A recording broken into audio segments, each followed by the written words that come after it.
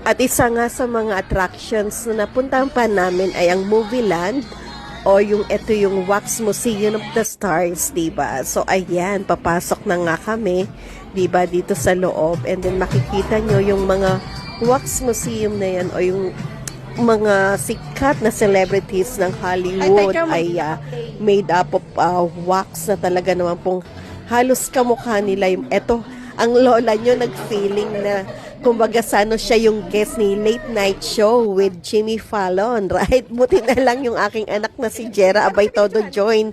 Kaya lang biglang binanggit niya sa akin na ang lakas ng ni Mami, kumbaga lakas ng trip. At eto pa, nakita pa namin yung itong si Barbie, diba? So si Rufai talagang todo nainggit ang mami niya at sabi niya siya rin, di ba, kailangan mag-post.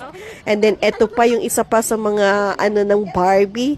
Nagyaya pa talaga ako kay Glenn at saka kay Rufa na magpakuha kami ng picture. Kaya naman pabuti na lang yung mga anak kong lalaki apay ko na rin sa kanilang pagkukuha ng aming video at ng picture na talaga naman pong nagtatanong pa sila, paano ba to mami, paano pang kukunan, di ba? And then syempre tinuro ko lang naman kung paano pa sa yung alam niyo naman yung may mga latest na cellphone, di ba? Kung ano yung mga habang binibidyohan na pwedeng kunan ng pictures. At eto pa, ay naku, dahil talaga nag-enjoy ako rito, di ba? Kumbaga ilang beses na rin kaming nakapasok dito pero hindi ka magsasawa, di ba? Dahil lalo na ngayon na kumpleto kami na pumasok dito sa loob at kaya naman makikita nila yung mga iba't ibang mga celebrities ng ating Hollywood, diba? Kaya naman po kahit yung president, diba, hindi ko na nga naipakita sila Obama, diba? At ito na nga yung mga naging blockbuster movies, diba,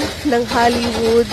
Ayan, kitang-kita ninyo. At naku, yung susunod pa na exciting talaga. Basta abangan nyo na lang yung mga susunod, diba, na talagang super enjoy ako at nag-enjoy din yung mga anak ko sa akin, di ba?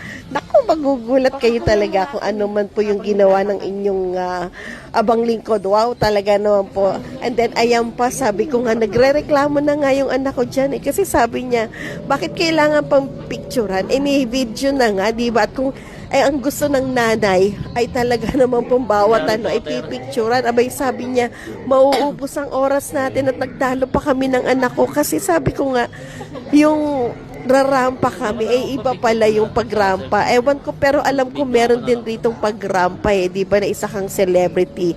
Yung pala ay nasa Kazaloma. Kaya naman po maybe sa susunod, di ba, makapagrampa ulit tayo. At eto na nga, yung iba pang mga talagang mamamangha ka, di ba?